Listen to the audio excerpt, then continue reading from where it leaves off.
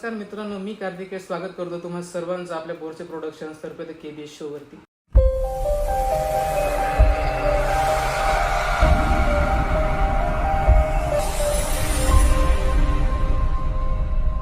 मित्रांनो, आपण सर्वजण खूप दिवसांपासून ज्या गोष्टीची वाट बघत होता ते म्हणजे कार्तिकेयचा शो कधी येतोय. तर आज फायनली आपल्या शोचा पहिला एपिसोड आहे आणि आपल्या शोच्या पहिल्या एपिसोडमध्ये कोण येणार आहे ही अनाउन्समेंट मी मागील व्हिडिओत केलीच होती. परंतु आजच्या व्हिडिओमध्ये साक्षात नाशिकची सुप्रसिद्ध कॉन्टेंट क्रिएटर त्या म्हणजे प्रतीक्षा पाटील ह्या आपल्या शोवरती आलेल्या आहे. तर आपण वेलकम करू प्रतीक्षा पाटील यांचं. तर प्रतीक्षा, कसं वाटतं आपल्या शोवरती आल्यानंतर? मस्त वाटतंय, खूप छान वेलकम केलं, छान वाटतंय. तर आता प्रतीक्षाशी आपण तुम्ही दिलेले जे काही क्वेश्चन्स होते त्या क्वेश्चन्सवरती चर्चा करणार आहोत. तर तुम्ही बऱ्याच जणांनी आम्हाला चांगल्या प्रकारे प्रतिसाद दिला, क्वेश्चन्स विचारले, टॉपिक्स देखील विचारले. पण मग आता तुम्ही दिलेल्या टॉपिक्सबद्दल आणि क्वेश्चन्सवरती आपण प्रतीक्षाशी चर्चा करणार आहोत. तर मित्रांनो, आपल्याला एका व्यक्तीचा आपल्याला क्वेश्चन आलेला होता की प्रतीक्षा ताई, तुमच्या अशा 3 कोणत्या विश असणार आहेत ज्या विश तुम्हाला वाटतं की ज्या पूर्ण होतील, म्हणजे तुमचा ड्रीम आहे त्या विश कम्प्लीट व्हायला पाहिजे असं? अशी कोणती विश असं नाही आहे, कारण की मला स्वतःवरती कॉन्फिडन्स आहे की मी मेहनत करेल तर ते ऑब्वियस पूर्ण होणार आहे. पण तरी जरी असेल तर म्हणजे अध्यात्मामध्ये सांगितलं तर सगळ्यांना माहितीच आहे की मी कृष्णाची खूप मोठी भक्त आहे. भक्त नाही म्हणता येणार, पण तो माझा सखा आहे. सो मला ब्रिजवास पाहिजे, म्हणजे वृंदावनमध्ये माझं छोटंसं घर असावं, ही एक पहिली विश आहे माझी. आणि त्यानंतरून काही नाही, फक्त घरचे खुश राहावे, सक्सेसफुल व्हावं, माझ्या सक्सेसने त्यांना आनंद मिळावा आणि स्वतःची एक छान गाडी घ्यायची बस. आणि म्हणजे तुझे कशा प्रकारे प्रयत्न चालू आहे तुझे विश कम्प्लीट करण्यासाठी? विश कंप्लीट करण्यासाठी काही नाही, मी गो विथ द फ्लो असते. म्हणजे जसे प्रोजेक्ट्स असतील किंवा कॉन्टेंट म्हटलं तर ते एकदम अनएक्सपेक्टेडली आलेलं आहे. सो मग मी गो विथ द फ्लोच असते. प्लॅनिंगचं असं काही नाही आहे, फक्त हे आहे की सक्सेसफुल व्हायचं आहे आणि मेहनत तर चालूच आहे. मेहनत केली की सक्सेस आहेच आपल्याला. सो बस. आता तू जसं सांगितलं की कॉन्टेंट तसं काही नव्हतं, तर मग तू कॉन्टेंट क्रिएशनच्या जर्नीमध्ये कशी काय आली? म्हणजे आधी शिक्षण, मग शिक्षणापासून कॉन्टेंट क्रिएटरच्या जर्नीमध्ये? हां, म्हणजे आधी टिकटॉक होतं तेव्हा मला एवढं काही, मला ॲक्टिंगची फार आवड होती, कॉन्टेंटचं असं काही नव्हतं माझं डोक्यामध्ये. पण आत्ता मागच्या रामनवमीला 2023मध्ये मी एक व्हिडिओ शूट केला होता की नाशिकच्या मुलींवरती, की नाशिकच्या मुलींचं बार्गेनिंग स्किल असतं किंवा कपड्यांबद्दल. सो असाच एक किस्सा होता की मी झुडिओमध्ये नॉर्मली फ्रेंडसोबत गेले होते आणि मी एक ड्रेस बघितला, मला प्रचंड आवडला तो. पण त्याची प्राईस खूप जास्त होती आणि तो एवढा पण काही खास नव्हता. त्याच्यापेक्षा छान बटोवेश शालीमारला मिळू शकणार होता तो. मग असंच ते झालेला किस्सा आणि मग मला वाटलं की आपण ते शूट करून टाकू शकतो, लोकांना रिलेट होईल. मग मी ते रामनवमीच्या दिवशी शूट केलं आणि त्याच्या 2-3 दिवसात मी पोस्ट केलं आणि मी लिटरली 2 दिवस माझं फोनचं नोटिफिकेशन्स नेट पूर्ण बंद ठेवलं होतं. मला नव्हतं माहिती की तो व्हिडिओ व्हायरल जाईल. त्याआधी मी नॉर्मल ट्रान्झिशन व्हिडिओज वगैरे बनवत होते, पण असं कॉन्टेंटमध्ये यायचा माझा काहीच प्लॅन नव्हता. मग तो व्हिडिओ व्हायरल गेल्यानंतर सुचत गेलं, म्हणजे सुचत तर होतं की हे डेली इन्सिडन्स आहे, पण माहीत नव्हतं की ह्या प्रकारे म्हणजे आपण प्रेझेंट करून पण काहीतरी करू शकतो ह्या गोष्टीमध्ये. तर अशी तिथून कॉन्टेंट क्रिएशनची जर्नी स्टार्ट झाली, बाकी काहीच नाही, अनएक्सपेक्टेडली आहे सगळं. आणि जेव्हा तू तुझी कॉन्टेंट क्रिएशनची जर्नी स्टार्ट केली तेव्हा तुझ्या घरच्यांचे काय रिएक्शन्स होते तुझ्याबद्दल? घरच्यांचे रिॲक्शन्स म्हटलं तर कॉन्टेंट क्रिएशन असं स्पेसिफिक नाही म्हणता येणार. मी ॲक्टिंगमध्ये आले ह्यातच माझ्या घरच्यांचा थोडा म्हणजे अपोज होता की आधी स्टडीज त्यानंतर जे करायचं ते, आणि त्या फील्डबद्दल बट ऑब्वियस सगळ्यांच्याच घरच्यांना थोडी भीती असते. मग मी थिएटर स्टार्ट केलं 2022च्या जानेवारी-फेब्रुवारीमध्ये. मग थिएटर करता करता ह्या फील्डमध्ये आले आणि कॉन्टेंट क्रिएशन म्हटलं तर ते असं अचानक झालं आहे. सो घरच्यांचे रिॲक्शन कॉन्टेंट क्रिएशनमध्ये असे होते की व्हिडिओ व्हायरल झाला आणि मग जास्त नाही, पण मग फॅमिलीमध्ये रिलेटिव्सचे बट ऑब्वियस फोन आला की हे काय वगैरे. थोडंसं विचित्र वाटत होतं त्यांना, पण आता जसं लोक ओळखताय किंवा जी पण माझी प्रगती आहे, अजून खूप पुढे जायचं आहे, पण जी पण प्रगती आहे त्याच्यामुळे घरचे आता सपोर्ट करताय की, कारण की बाहेर गेल्यावरती असं होतं की कोणी ओळखलं ना तर ते येऊन विचारतात. सो मग घरच्यांना छान वाटतंय, बाकी काही नाही, त्यांचा सपोर्ट आहे बस. आणि म्हणजे आपली जेवढी पण ऑडियन्स आहे ती ऑडियन्स तर 28 to 18च्या ह्या एजमधलीच आहे. पण मग त्यापैकी आपल्या बऱ्याचशा ऑडियन्सला हे माहिती नाही की थिएटर म्हणजे नेमकं काय असतं. तू आपण त्यांना सांगू शकशील का थिएटरमध्ये नेमकं काय असतं ते? थिएटर म्हणजे रंगभूमी, बट ऑब्वियस रंगभूमीमध्ये असं असतं की शूटिंग आणि रंगभूमी खूप वेगळ्या गोष्टी आहेत. रंगभूमीमध्ये आपल्याला माईक्स नसतात, फूट माईक्स असतात फक्त. आपल्याला मोठ्या आवाजात बोलावं लागतं. म्हणजे जेव्हा मी स्वतः पहिल्यांदा जेव्हा रंगभूमीवरती गेले तेव्हा मला मी खूप जास्त घाबरलेले होते, कारण की आयुष्यामध्ये पहिलं नाटक, ते पण लाईमलाईटमध्ये मी एकटे होते. सो मला काहीच दिसत नव्हतं. अजूनही मी एक्सप्लेन नाही करू शकत आहे, पण पूर्ण अंधार होता. पूर्ण ऑडियन्स कोणीच दिसत नव्हतं. मला असं वाटत होतं की एक अंधाराची खोली आहे, त्यात मी आहे आणि मला स्वतःशीच बोलायचं आहे आणि मला हसायचं आहे, रडायचं आहे. सो थिएटर हे की आपल्यातलाच एक कलाकार आणि आपल्यातलाच एक माणूस आपल्याला कळतो. So that is it. Thank you Pratiksha, आपल्या ऑडियन्सला थिएटरबद्दल माहिती दिल्याबद्दल. प्रतीक्षा, तुझ्यासाठी अजून एक प्रश्न आहे की तू तुझ्या फॅन म्हणजे क्वेश्चन तर नाही म्हणता येणार, एक प्रकारची रिक्वेस्ट म्हणता येईल. तर तुझ्या एका फॅनने रिक्वेस्ट पाठवली आहे की तू तुझ्या फॅन्सबद्दल काहीतरी 2 शब्द बोल. 2 शब्द 2 शब्द 2 शब्दात होणार नाही, पण 2 शब्द ट्राय कर. फॅन्स तर नाही आहे, म्हणजे परिवार आहे माझा. मी कधीच फॅन्स म्हणून कधीच घेतलं नाही, कारण की मी या गोष्टीमध्ये अनएक्सपेक्टेडली आले. जसे माझे मम्मी पप्पा भाऊ आई सगळे सपोर्ट करतात, तसे बाकीचे लोक सपोर्ट करताय.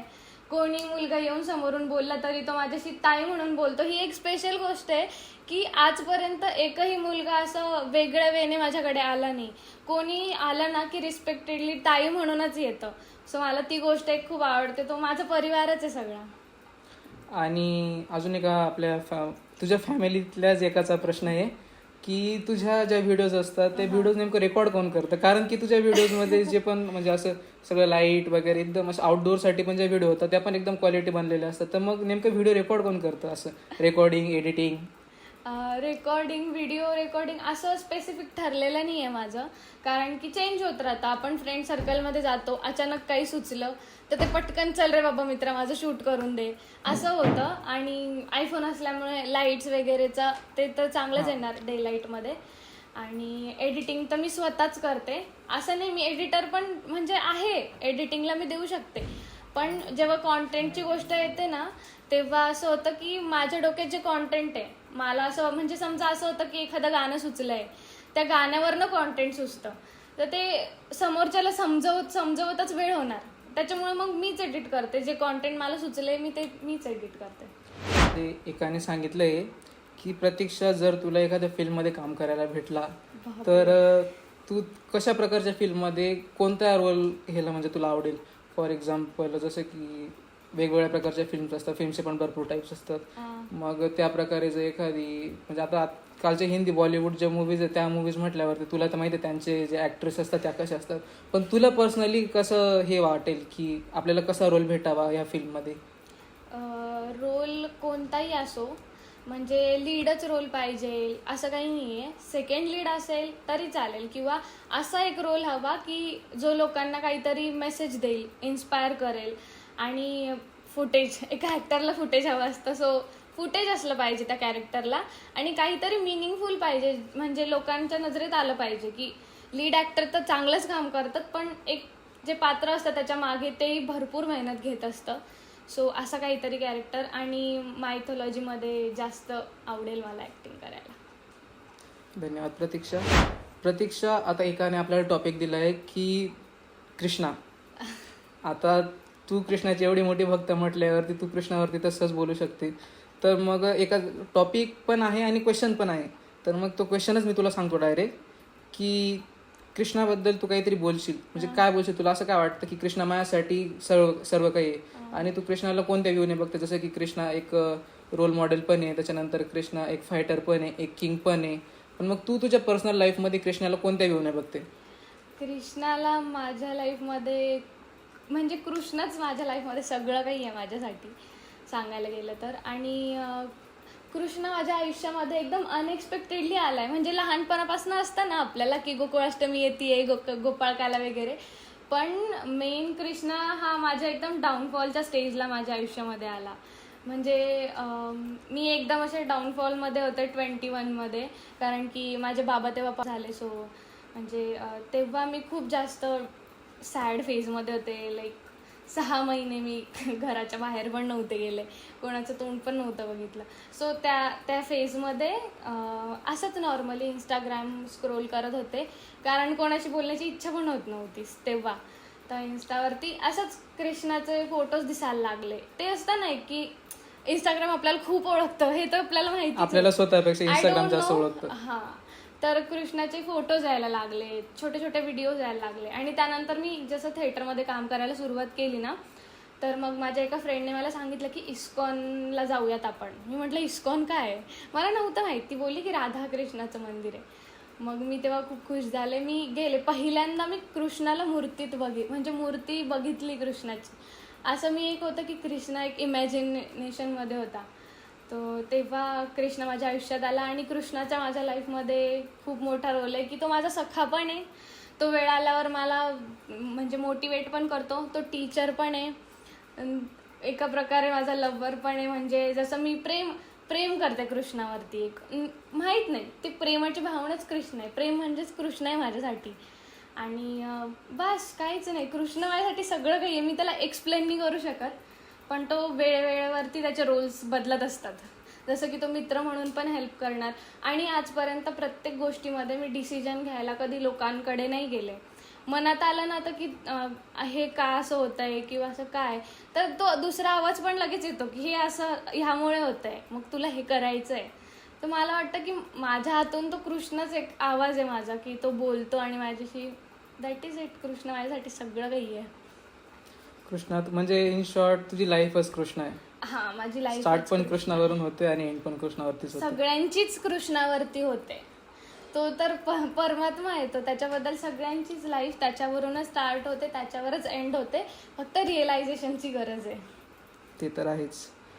आणि म्हणजे तू आपल्या कल्चरला, आपल्या ऑडियन्सला असा काय संदेश देशील की ज्याच्यामुळं त्यांना देखील, म्हणजे असं आता तू कसं सांगितलं की तू डिप्रेस होती, आता आपली जी ऑडियन्स आहे ती ज्या एज, तर तुला मी सांगितलं ती कोणत्या एज गॅपमधली येते, तर मग ह्या एजमध्ये सुद्धा देखील विविध प्रकारचे आपल्याला डिप्रेशन दिसतात. कारण की ऑडियन्स म्हटल्यावरती त्यांना काही ना काहीतरी टेन्शन असतं. आता फॉर एक्झाम्पल एखादा 12th पास झाला, त्याला करिअर चूज करायचे, फॅमिली प्रेशर आहे, त्याच्यामुळे तो पण डिप्रेशनमध्ये जातो. म्हणजे असे विविध प्रकारचे डिप्रेशन असतात.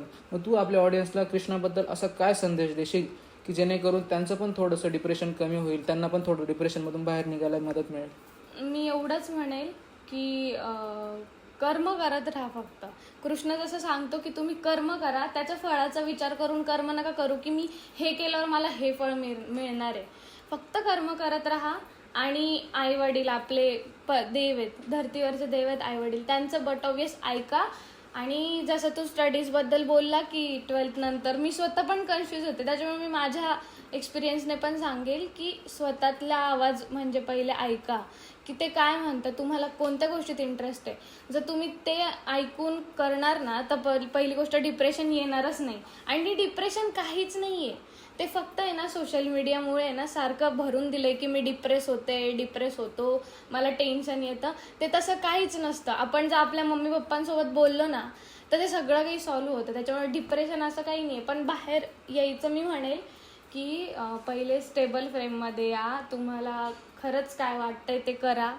आणि सगळ्यात मेन म्हणजे मेडिटेशन करा. मेडिटेशनने खूप गोष्टी सॉल्ट आउट होतात. बाकी तर मी काही बोलणार नाही, कारण की माझं आणि त्यांचं एज सेम आहे. मी जेवढा एक्सपिरियन्स केला आहे मी तेवढंच सांगू शकेल. उगाच असं नाही आहे की मग खूप आपण ऐकतो ना की वेगवेगळं की डिप्रेशनमधून बाहेर येण्यासाठी काय करायचं. काउन्सिलिंग एका पॉईंटपर्यंतच घ्या, मी हे सांगेल. कारण की काउन्सिलिंगने काय होतं की ते चांगल्या गोष्टीसाठी असते, पण त्याने आपण जास्त विचार करायला लागतो. त्यामुळे डिप्रेशनमधून आपण स्वतःला रिकवर केलं पाहिजे. त्याच्याने आपला कॉन्फिडन्स पण बिल्ड होतो. आणि काहीच नाही आहे टेन्शन घेण्यासारखं ह्या जगामध्ये. एकदम टेन्शन फ्री राहा, जे वाटतंय ते करा, फक्त आईवडिलांच्या पुढे जाऊन नका करू. बस एवढंच बोलू. म्हणजे तुझ्यासोबत असं काहीतरी घडलंय का, तू तुझ्या आई वडिलांच्या पुढे गेली आणि त्यांनी तुला खूप जोडलंय असं काहीतरी? नाही, असं कधीच नाही झालं. माझ्या आईने तर माझ्यावरती आजपर्यंत हात नाही उचलला. म्हणजे मी छोटी असताना मला फक्त काढता येत नव्हता. मी दुसरीलाच होते. मला लिहिता येत नव्हता म्हणून माझ्या आईने मला एकदाच रपटवलं होतं. त्यानंतरून हात पण नाही लावला, कारण की माझी आई माझ्या मैत्रिणीसारखी आहे. आणि पप्पांचं म्हटलं तर ह्या स्टेजमध्ये तर ते म्हणजे ज्या पॉईंटला मला मॅच्युअर व्हायची गरज होती त्या पॉईंटला ते नव्हते माझ्या लाईफमध्ये. सो असं काही नाही, पण मी असं त्यांच्या पुढे कधीच गेले नाही की ते मला मारतील वगैरे, कारण की बट ऑब्वियस त्यांचा धाकच एवढा होता, कोण पुढे जाईल. ते तर असतंच. आपल्या ऑडियन्सपैकीच एकाचा क्वेश्चन आहे की कृष्णा हां गॉड, तर आपली जी ऑडियन्स आहे ती ऑडियन्स नेहमी म्हणत असते की गणपती बाप्पाची मिरवणूक आली, गणपती बाप्पाचं हे साजरा गणेशोत्सव साजरा करा, खूप पैसे खर्च करता विनाकारण वायफळ. तसंच कृष्ण जयंती येते, गोकुळाष्टमी येते, तेव्हा देखील वायफळ पैसे खर्च करता. तर आपल्या ऑडियन्समधनं एका चांगल्या माणसाचा क्वेश्चन आहे की तू आपल्या ऑडियन्सला असं काय संदेश देशील की जेणेकरून ते त्यांचे जे पण असतात ना, ते मित्र असतात की तू इथं गणपतीमध्ये हा बँड लाव, ते बँड लाव, असा खर्च कर, तसा खर्च कर, की ते त्यांचं थोडंसं माइंडसेट चेंज करू शकतील की तुम्ही हे पैसे खर्च करण्याऐवजी गोरगरिबांना मदत करा, चांगल्या गोष्टीत इन्व्हेस्ट हां. करा. हां, मी एवढंच म्हणेल की जसं आपल्या घरात एक लहान बाळ जन्माला येतं तेव्हा आपण त्याचा पहिल्या वर्षाचा बड्डे किती जोरात साजरा करतो. का करतो आपल्याला माहीत पण नाही, तो 1 वर्षाचा झालाय म्हणून साजरा करतो. त्याच्यात असं काही इंटरेस्टिंग नाही आहे. हां, लाडका आहे, एकुलता एक आहे, खूप वर्षांनी झालाय, ह्या सगळ्या गोष्टी आहेच. पण का करतो उगाच की फक्त आहे 1 वर्षाचा झालाय बाबा फायनली करूयात सेलिब्रेट. तर मग आपण आपल्या बाप्पाबद्दल कृष्णाबद्दल का नाही करू शकत? उलट ते तर म्हणजे स्वयं भगवान येते. आपण बटवे सेलिब्रेट केलं पाहिजे. आणि हे जे तू बोललास की धांगड धिंगाड जे पण काही डीजे बीजे ते कमी केलं पाहिजे. त्या देवांनी सांगितलं पण नाहीये किंवा आपल्या आधीच्या पूर्वजांनी पण असं नाही सांगितलंय की तुम्ही डीजे लावा. त्यांच्या काळात काही डीजे नव्हते. माझा एक्सपिरियन्स, मी पण त्या गोष्टीत म्हणजे अनुभव घेतलाय ना. तर मी वृंदावनला जेव्हा गेले होते आत्ता, आपण जी म्हणतो की टॉपिक थोडं इकडे जातोय, पण आपण जी होळी इकडे साजरा करतो ना की रंग फेकतोय, आपली रहाड तर ते ऐतिहासिक आहे ते आहेच, पण रंग फेकतो, पाणी वाया घालवतो, ह्या सगळ्या गोष्टी आहे. आणि ह्याला आपण होळी म्हणतो. आणि होळी कोणापासून सुरुवात झाली आहे तर राधाकृष्णापासून. का तर ते प्रेमाचं प्रतीक आहे, ते दोघांनी पण खेळली म्हणून आपण पण खेळायची. पण हे असं नाही आहे. मी जेव्हा वृंदावनला गेले होते ना तर तिथे इंद्रेश उपाध्यायजी महाराज आहेत, त्यांच्या होळीला मी गेले होते. म्हणजे अचानक मला कळालं की तिथे आहे म्हणून, तर मी गेले. तेव्हा मी तिथे होळी बघितली. तिथे फुलांच्या पाकळ्यांनी पूर्ण सगळ्या लोकांवरती फुलांच्या पाकळ्या रंग एकदम वेगवेगळ्या रंगांचे ते उधळत होते. आणि काही नाही, नॉर्मल भजन चालू होते, नॉर्मली हळू आवाजात गाणे चालू होते. बस एवढी सिम्पली होळी तिथे साजरा केली गेली. आणि आपण इकडे काय इन्स्पायर्ड होतोय. तर हे सगळं तसंच आहे. आपल्या पूर्वजांचं पण तसंच आहे की त्यांनी आपल्याला आधी काय सांगितलं की रात्रीचं तू केस विंचरू नको. का बरं नको विंचरू? कारण की पूर्वी लाईट्स नसायच्या. केस झाडू नको, किंवा झाडू नको म्हटलं तर का झाडू नको, लाईट्स नसायच्या म्हणून. झाडलं, एखादं सोनं नाणं खाली पडलेलं असणार तर ते झाडून नको बाहेर जायला, किंवा रात्रीचे नख काढायचे नाही. नखांचं ठीक आहे, पण झाडायचं का नाही? कारण की जर सोनं नाणं पडलेलं असणार तुम्ही झाडून बाहेर टाकून देणार, हे रिझन होतं. आपण काय समजतो, बाई रात्रीचं झाडायचं नाही, आपल्या पूर्वजांनी सांगितलंय. त्याचा अर्थ मागचं माहितीच नाहीये कोणाला. असंच हे कृष्ण जन्म आणि बाप्पाबद्दल आहे. पण मी बाप्पाबद्दल बोलेल की तो येतो वर्षातून एकदा आणि तो इतका आनंद देऊन जातो ना की तू जसं बोलला की डिप्रेशनमधून बाहेर येतं माणूस त्या गोष्टीतून. सो ती एक गोष्ट आहे. आणि डीजे वगैरे हां, ते जर आपल्या सरकारनेच आपल्याला बॅन केलंय त्या गोष्टींसाठी, सांगितलंय की तुम्ही लिमिटमध्ये ठेवा, तर लिमिटमध्येच ठेवा. आणि बाकीच्यांना आपण इन्स्पायर करणारे कोणी नाही आहे. त्यांना स्वतःला अक्कल आली पाहिजे त्या गोष्टींची की आपण नेमकं काय करतोय आणि कुठल्या पॉईंटपर्यंत आपण केलं पाहिजे. आणि मी पण त्याच इच्छी, त्याच्यामुळे मी काही जास्त शहाणपणा करून त्यांना सांगू शकत नाही. आपल्याला रिअलाईज होण्याची गरज आहे. आणि तू आत्ताचं जे कल्चर आहे आणि कृष्णाच्या युगातलं जे कल्चर आहे, या दोघं कल्चरांमध्ये कम्पॅरिझन करू शकशील का? म्हणजे आत्ताच्या लोकांना त्या युगातल्या लोकांसाठी काय हे देशील, मेसेज देशील? म्हणजे फॉर एक्झाम्पल कृष्णाचा जो युग होता त्या युगामध्ये लोकांचं पोशाख, कपडे घालण्याची पद्धती आणि आजची पद्धती. आता मी तुझं एक हायलाईट बघितलं, त्या हायलाईटमध्ये तू बिंदी ऑब्सेशन टाकलेलं होतं. तर म्हणजे तुझं प्रत्येक व्हिडिओमध्ये तुझ्या प्रत्येक जिथं पण जाते तिथे तू बिंदी लावून जाते, पण अशा बऱ्याचशा मुली आहेत ज्या टिकल्या बिंद्या गंध लावत नाही, ओल्ड फॅशन वाटतं त्यांना. तर मग तू या ओल्ड फॅशन वाटणाऱ्यांना आणि कृष्णाच्या युगातल्या लोकांचं म्हणजे असं काय कंपॅरिझन करू शकशील? कृष्णाचं युग नाही म्हणता येणार, कारण की त्या युगाचं कंपॅरिझन कलियुगाशी तर बिलकुल नाही होऊ शकत. पण मी एवढंच सांगेल, फॅशनवरती मी बोलेल की हां म्हणजे जीन्स घालणं, टॉप घालणं, आता प्रत्येकाची त्याची मेंटॅलिटी आहे, प्रत्येकाची त्याची चॉईस आहे. आपण बोलू नाही शकत, आपल्याला कॉन्ट्रोवर्सीमध्ये पण नाही जायचं त्या गोष्टीतून. पण आपल्याला पण छान वाटलं पाहिजे आणि आपल्याला जे बघतात त्यांना पण छान वाटलं पाहिजे. आणि अंगभर, एक मुलगी म्हणून तर मी हेच सांगेल की अंगभर कपडे घाला, कारण की आपले आईवडील कमवतात त्यासाठी की आपण पूर्ण कपडे घालावेत, आपण छान राहावं. पूर्ण कपड्यांनी पण छान राहावं. तर ते छान कसं असतं, तर ते क्रॉप टॉप वगैरे घालून नसतं, फाटलेल्या जीन्स वगैरे. ते नॉर्मली अंगभर कपडे घाला. आणि बाकी तर प्रत्येकाची चॉईस आहे, मी नाहीच बोलणार.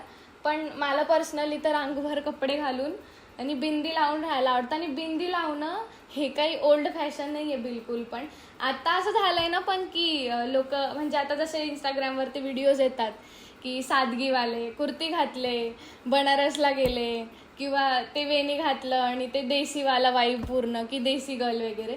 तर ते फक्त इंस्टाग्राम पुरतं सीमित नका ठेवू, तर रिअल लाईफमध्ये पण तुम्ही यूज करा, है ना. की नाही मग व्हिडिओ काढायचा म्हणून कुर्ती घातली असं नाही. आणि टिकली लावणं तर ते चांगली गोष्ट आहे, आपण हिंदू आहे, तर बट ऑब्वियस आपण टिकली लावली पाहिजे, कुंकू लावलं पाहिजे, तिलक लावलं पाहिजे. हे आपल्या लाईफमध्ये गरजेचं आहे, एवढंच बोलेल मी. बाकी प्रत्येकाची त्याची चॉईस आहे. तुझा फेवरेट सेलिब्रिटी कोण आहे? मराठी तू स्वतःच एक सेलिब्रिटी आहे त्याच्यामुळे तसं तर काही नाही, पण तरी एक. नाही कोण? मराठी हिंदी असं काही एवढं हे नाही आहे यार की फेवरेट सेलिब्रिटी वगैरे आहे. मी जास्त मूवीज सिरियल्स बघत नाही, कारण मी त्याच्यात काम करण्याचं स्वप्न बघते. मी काहीच नाही बोलणार. जे चांगली ॲक्टिंग करणार माझ्या समोर येऊन, म्हणजे जर मी एखादी मूवी बघितली समजा किंवा नाटक पण बघितलं, तर ज्याची ॲक्टिंग स्किल चांगली, प्रत्येकामध्ये एक ना एक पॉईंट चांगला असतोच, मी तोच पॉईंट लाईक करेल. ॲज पर्सन, फक्त पर्सन लाईक नाही करणार.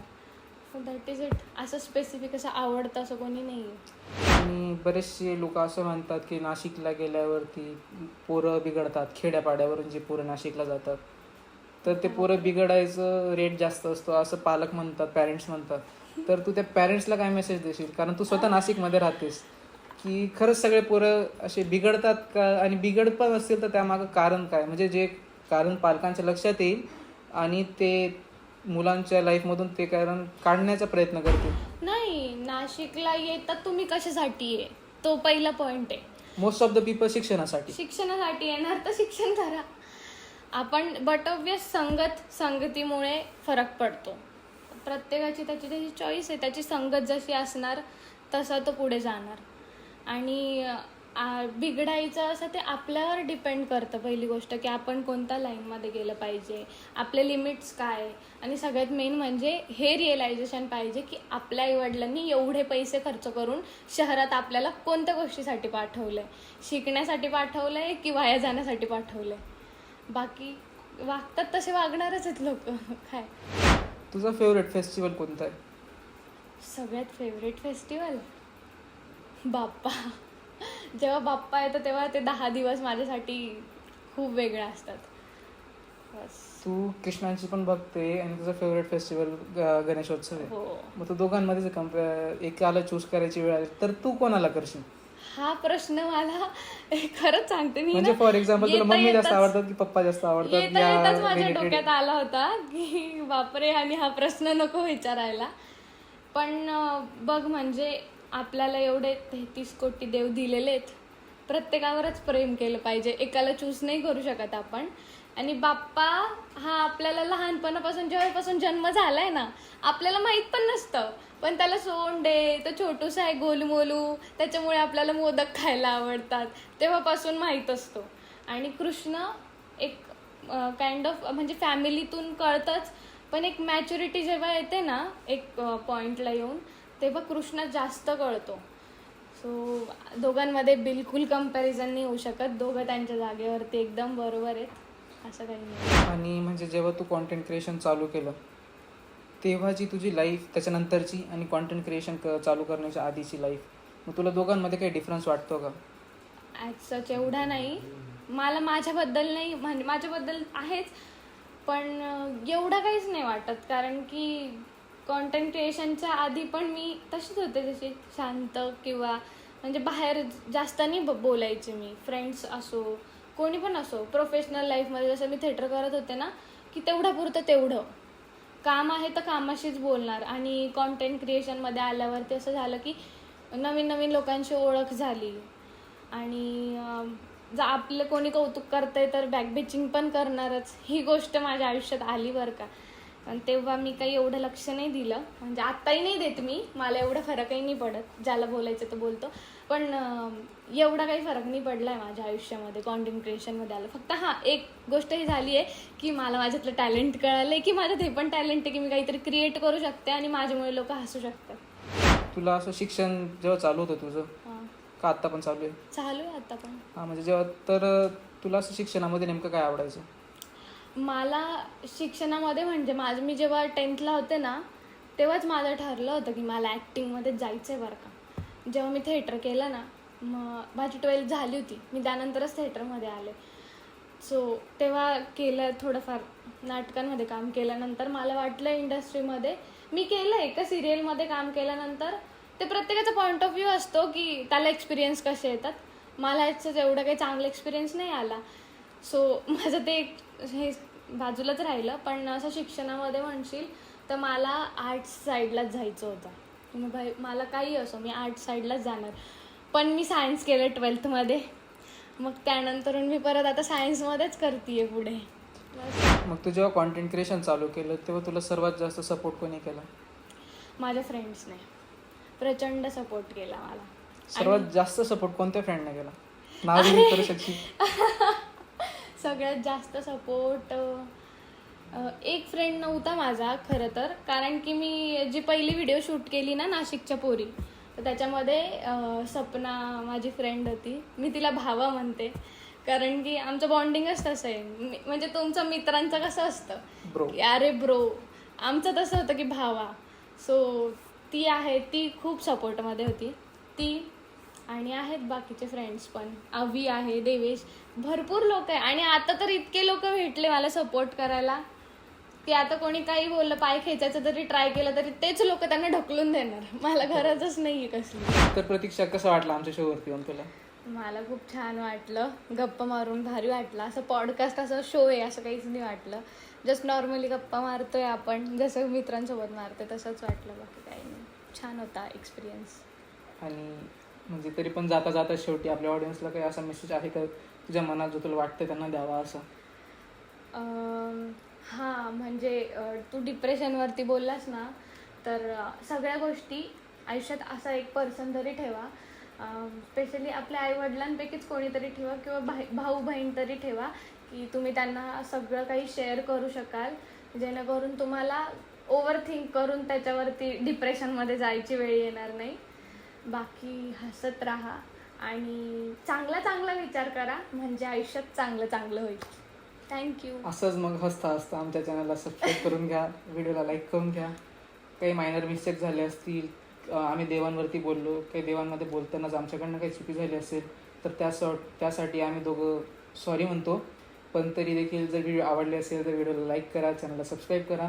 इंस्टाग्रामवरती गरीब माणसाला फॉलो करून घ्या, गरीब ताईला पण फॉलो करून घ्या. आय एम नॉट गरीब. मोठ्या ताईला, श्रीमंत ताईला आणि गरीब भावाला फॉलो करून घ्या. नाही, तुम्ही नक्कीच ह्याच्या चॅनलला सबस्क्राईब करा, इंस्टाग्रामवरती पण फॉलो करा. आणि व्हिडिओ आल्यावरती मी तसं इंस्टावरती शेअर करेलच, तर खूप सपोर्ट करा. आणि त्याचा हा पहिलाच एपिसोड आहे चॅनलवरती, बोरसे प्रोडक्शन ना. सो सबस्क्राईब करा आणि खूप प्रेम द्या, म्हणजे तुम्हाला बाकीचे पण पुढे छान लोकांसोबत मी पण परत एकदा असा पॉडकास्ट बघायला मिळतील. आणि थँक्यू सो मच मला तू तुझ्या शोवरती बोलवलं. तर धन्यवाद प्रतीक्षा, आणि आपल्या ऑडियन्सचं देखील खूप मनापासून धन्यवाद. तर मी ह्या ठिकाणी आपल्या शोचा पहिला एपिसोड संपला असं जाहीर करतो.